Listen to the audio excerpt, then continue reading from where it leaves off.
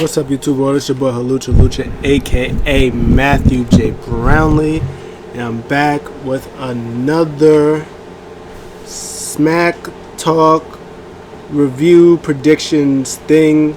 I did one for Raw. I didn't really get to do one for NXT because I think I was at work or something. I don't remember. Oh yeah, I went to work, and I probably only watched a couple matches. I watched Dragunov versus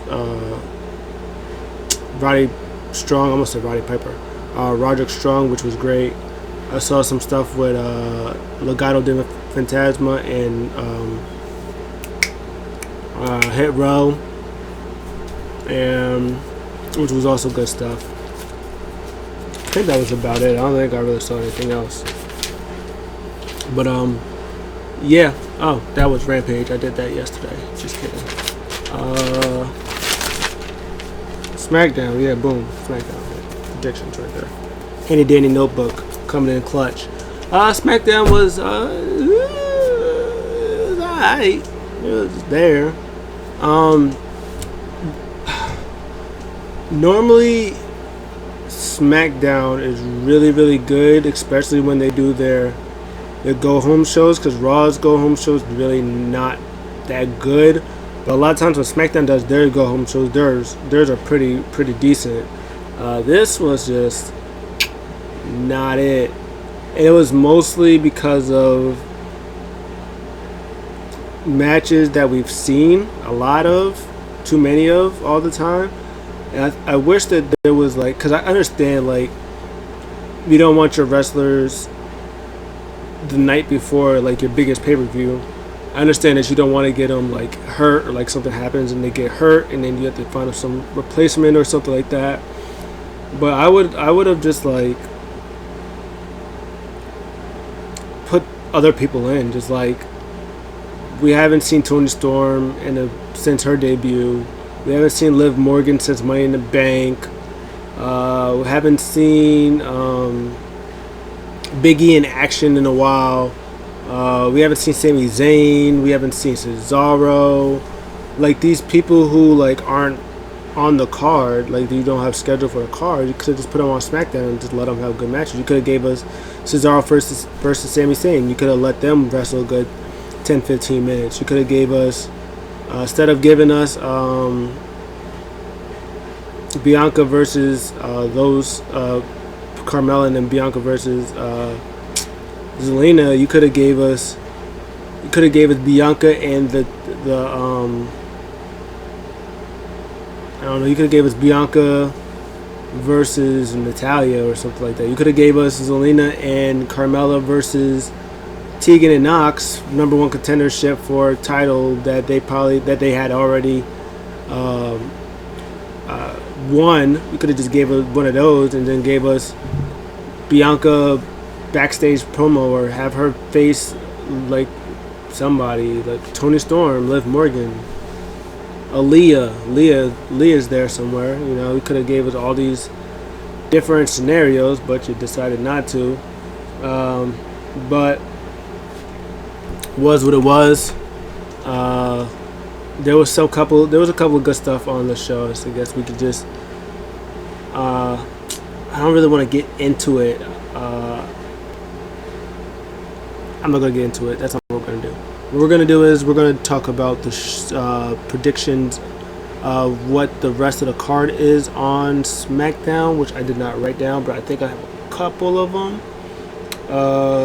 For what I think, SmackDown side has Roman versus Cena, Sasha versus Bianca, Edge versus Seth Rollins, who's probably the best stuff that's going on here, and then the Mysterios versus the Usos.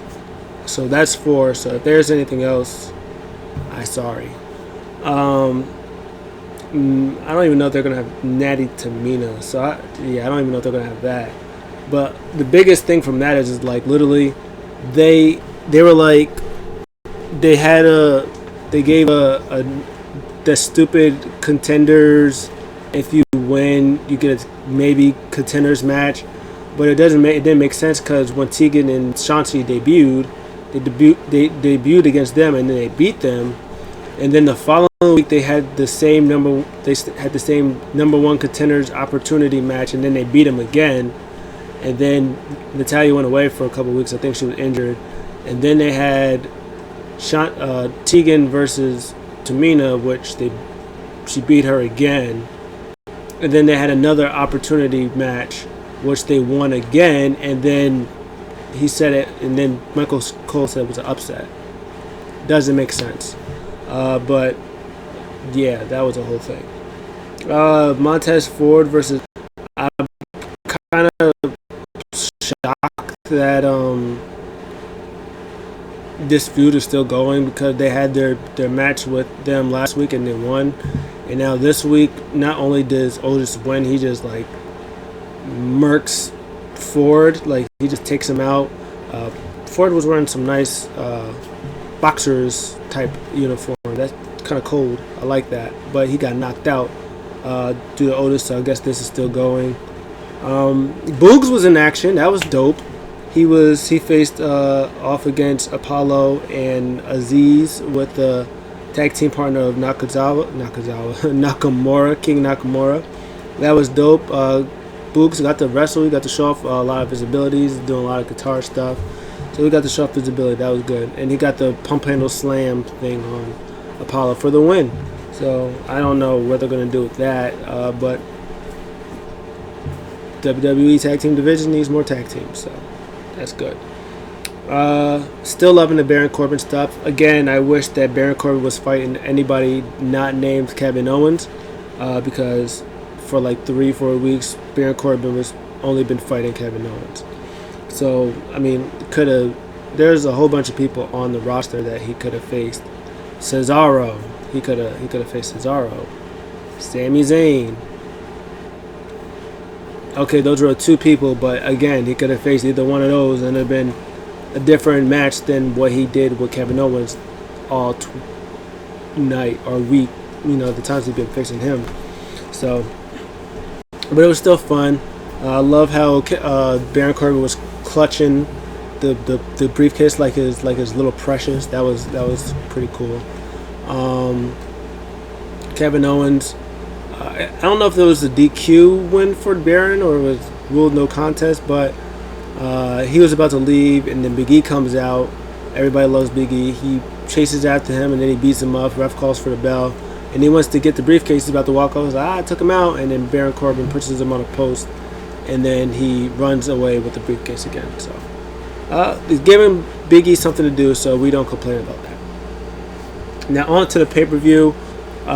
First up that I got, that I will get, I guess, will be the Mysterios versus the Usos for the tag team titles. This goes back to, I guess, when they were winning, when they won the titles. They beat Rude and Ziggler like a month or so ago, and Jimmy had just came. I think Jimmy just came back, or just coming back. He was talking to Jay about let's get back together, us being the Usos, tag team champions, all the good stuff. And Roman was like, Roman was kind of not into it, but he kind of started with being into it after. And it was like, okay, you guys got some wins. It was like, well, now get yourself the Usos say they got them a title opportunity, and then Roman was like, what? Without my help? He's like, whatever. You think you can do it? Whatever. And then they had the match, and they cheated the first time. They tried to cheat, but it didn't happen. They got like a fluke roll-up victory, and then Roman got mad, and they got him another opportunity, but Roman got involved.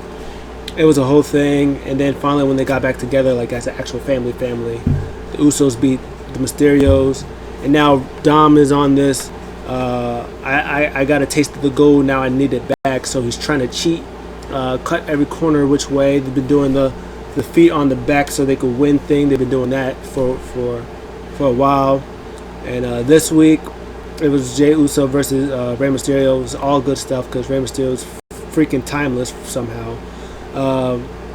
In the end, he went to reverse a power bomb that Jay was going to do, and then Don put his feet on the ropes again. This time Charles Robinson, big veteran, said, hey, I'm sorry, I got to do this. I'm sorry.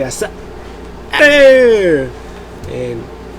was like, oh, come on. Ray was like, come on, man. You gotta keep your head in the game. You gotta get your head in the game. He was like, I know, but a tag team title, we're gonna win. I mean, I'm gonna be champ. I mean, we're gonna be champs. And then the Usos attacked Dom and Ray. Jay pushes him on the steps, brings him in the ring. Uso splash, 1, 2, 3. Jay Uso is your winner. And then they're going to be your winner at SummerSlam. And then Dominick is going to turn on Ray. And then Ray is going to lose to Dominick. And then Dominick's going to be the new King Luchador. He's going to be a heel. It's going to be great. It's going to be fire. So that was good stuff. I'm looking forward to that match. The match is going to be really good. I can't wait till the Usos win. And Dominick turns on Rey Mysterio. It was like, Eddie Guerrero is my real daddy the whole time. You deceived me. That's gonna be great. Next up, we will talk about Bianca Belair versus Sasha Banks for the SmackDown Women's Championship.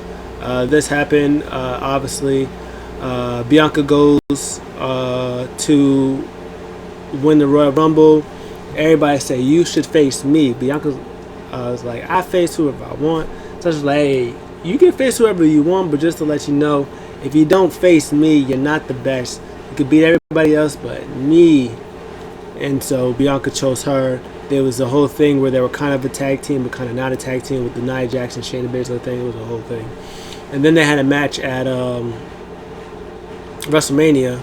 Great match. Main event, WrestleMania Night 1. Bianca wins. She's new champion. She uses the hair. And, then she goes on. Sasha Banks leaves. She comes back a couple of weeks ago. Says, she wants to be friends. I like you because Zelina and Carmella was jumping Bianca. It was beating her up. And then Sasha Banks comes back. And then Sasha Banks is like, oh, we're friends. Hey, I love you. We did history together. Remember that? It was like, me, you, tag team against them. Remember that? And Bianca was like, sure, I guess. And then they win. And then Sasha beats up Bianca, which was great. And she uses her hair and stuff like that. And they had a contract signing, and then she used the hair again to beat her up. And she also used Carmella and Trinidad as like her backups and stuff like that. But last night, Bianca mollywopped both of them at the same time. Zelina did get a code red off on Bianca, which was the closest to I've seen in a while. I don't know what they're going to do with... I know that Bianca's going to be winning because Bianca's Bianca. But I'm curious of what they're going to do with Carmella and Zelina. I thought they were going to be like a cool tag team and they're going to be like a faction, but that's not going to happen. So it'll be interesting to see what happens after SummerSlam to Zelina and Carmella. Are they going to like feud against each other? Is Sasha going to get them on the same page? Are they going to split? Some go to Raw, go to SmackDown. Who knows? It'll be interesting to see. Next up, this is one of the matches I'm really looking forward to SummerSlam. But it's probably the second most important thing on the show. Edge versus Seth Rollins. This feud has been fantastic. This has been going on, I guess, technically for years, back in 2014, I think. But pretty much, Seth Rollins had a match against Cesaro after I think Cesaro had beat him a while ago, and I think he had a match with Roman, and then Roman beat him up. Something weird happened. But anyway, there was a last match between Cesaro and Seth Rollins. Seth Rollins wins. I think it was a Money in the Bank match or something. Oh no, it was. No, okay, I remember. So he beat Cesaro one night, and then it was and then he said that he wanted to face Roman Reigns. He said he's had Roman Reigns' number forever, blah blah blah blah, and then they said they was going to take it into consideration. Edge comes, I think, and then comes back and was like, no, I want the match with Roman Reigns at Money in the Bank. I deserve the match. And then it was like, yeah, he does deserve the match. So they're going to give him the match. And then Seth Rollins like, are you freaking kidding me? Like, I just won, and now all of a sudden I can't have the match. It's like, well, he's Edge. It's like, I'm Seth freaking Rollins. And then Seth Rollins got jealous, and then he cost Edge the match at Money in the Bank, and then that's how they started the feud. Their feud has been going their feud has been talked about from 2014 when Edge was injured and Seth Rollins, had a chance to had his foot on his neck, had a chance to hit him with the curse stomp, but they said he was being too nice. This time he's gonna be more brutal. Edge said that Seth is an Edge light. He's done everything better than him, or he's done everything first. Everything he's done first. Seth says, yeah, you done everything first, but I've done everything better. They did like a thing where it was like, yeah, Edge was first Money in the Bank winner, but mine was the memorable one. He was like, yeah, Edge cashed in, but I did the heist of the century. Yeah, Edge was this, but I was better at doing this, and stuff like that. He talked about his family. Said that everybody should be thanking him because now he had the time to play with his family, but it was his wife and his kids and stuff like that, and they could play with him. He wouldn't be in a wheelchair, but this time he won't have this luxury. This week was great because Edge, he did his rebuttal to him to Seth Rollins, and he said, last time he threatened my family, I couldn't do anything about it. This time he's gonna get a darker blood, dark as black or something like that against him. And then Seth Rollins rebuttals again, and then I like how the crowd was chanting, "We want Edge." He was like, "Bro, you already got Edge. Now you get me." That was hilarious. And then they did it again. He was like, "Hey, shut up! No more Edge. She's gone. Bye. You listen to me." That was all good stuff. Lights go out after he was done talking, and then the Brood music kind of hit a little bit, and then the lights come out. He was like, "Freaks come out at night," and then it was dun, dun, dun, dun. The whole Brood music a little bit was coming out. I was like, this is my jam. And then Black Blood, or I think it called it. What did they call it? A blackout, a black bath or something like that. A Broodbath. That's what they called it. A Broodbath on Seth Rollins. He goes crazy because he was wearing all white, and then now he's wearing all black. It was great. Fantastic stuff. This has probably been the best feud for Smackdown going into SummerSlam, and their match is going to be fire.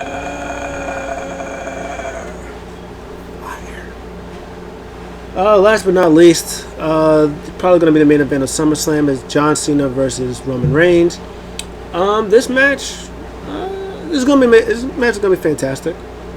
This feud started, I think, when John Cena came back.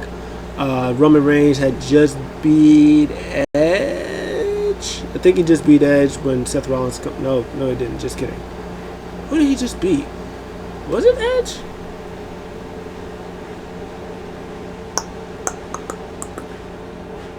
Yeah, he did just beat Edge because it was Money in the Bank. Yeah, he did just beat Edge. Yeah, he just beat Edge because it was Money in the Bank. He was like, everybody acknowledge me, I'm the king.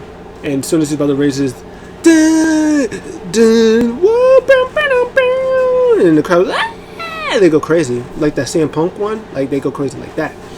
Then he comes out, he does not acknowledge John Cena, he acknowledges the title though. He's bow, bow, bow. And so that's how that started. He said that he wanted to pretty much he's been saying the whole time, either Team Cena or your Team Reigns. I came back summer Cena pretty much just to do, just to take you down a few notches. You're being too big, you're too egotistical, you think you're all hot stuff, but you're not. You're not me, you're not The Rock, you're not mainstream, you're just in your own little world thinking that you're the best type thing. So he was like, challenge me at SummerSlam. Roman Reigns was like, no. And then Finn Balor comes out, he was like, challenge me. And he was like, yes. And then they did a contract signing, and then Finn Balor's about to sign it, and then Baron Corbin attacks Finn Balor, and then he's about to sign it, and then John Cena attacks Baron Corbin, and then John Cena signed it. And marker. And it's official. And last week they went back and forth about they taking jabs at each other. The missionary line. 20 years of missionary from Nikki Bella. John Cena said that he almost had Seth Rollins go go under the toilet. He said he ran Dean Ambrose out of WWE. Now he's in AEW. He did the CM Punk thing. He said, I'm going to take it. I'm going to kiss the title. I'm going to kiss this company goodbye and take it with me to Hollywood. Yeah, he did that promo, which was decent. And then for some reason, they did the same promo again. Roman got to talk more in this one. As the last one, Cena did most of the talking. And this one, Roman got to actually talk more than the 20 years of missionary stuff. Cena was talking about his, hey, all I need is 1, 2, 3. You make one mistake, you slip up, you fumble. Even for a half a second, all I do is 1, 2, 3. And Roman pretty much responded, was like, yeah, you think you are, but it's not. He's like, you think I can't be a Hollywood guy? You think I can't do Hollywood? And he got mad. He was like, you know what? Up the ante. If I lose, if John Cena beats the Tribal Chief, I leave WWE. Cool. He did the Daniel Bryan, except he's not going to actually leave WWE. He's going to win. But it was what it was.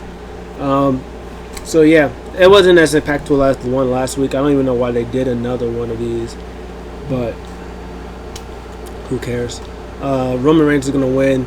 There's little feather of little sprinkle of, ooh, is he gonna lose? No, he's not gonna lose. It's not happening. Then he went to shake his hand, and then Roman went to pick him up. I thought he was gonna do an attitude adjustment, or maybe try to do a Samoan drop. But Cena reverses it. Crowd does 1, 2, 3. Crowd goes crazy. Mocha Cole was super late. He had already counted after 2, even though the crowd had already cheered after 3. And then he said 3 after he already kicked out. And then Pat McAfee was like, I kind of think that was 2.5, but you kind of got the point of what he was trying to do. So we all saw 3. The crowd counted 3. Michael Cole was just super late in his count, because I don't think he was actually expecting it. So, but it was what it was. The show it was fine. There's nothing horrible about it. But yeah, I give this a 7.5 out of 10. C plus, solid C plus, something like that. It was they had good stuff on it, but it wasn't anything crazy. Like the longest match was the beginning match, and it was Ray versus Jey Uso. Every other match was maybe 5 minutes of that. There was a whole bunch of talking. Again, like I said, I understand, but you're trying to get your stuff across. But they could have shortened they could have just did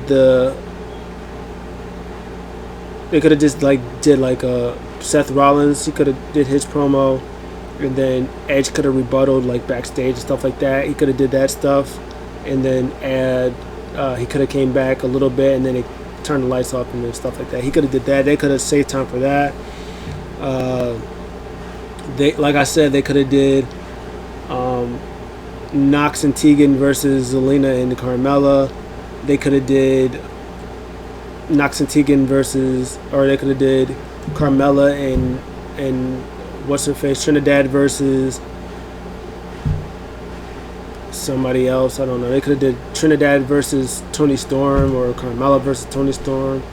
They could have did Bianca and Toni Storm versus Zelina and whatchamaface, Zelina and the old girl, Carmella. They could have did that. They didn't even do that. But it was what it was. Nothing horrible, but didn't sell me on SummerSlam tomorrow. But here we are. What did you guys think of the show? Did you like it? Did you not like it? Leave a comment down below. Like, comment, subscribe. I'll see you guys in the next one. I'm out.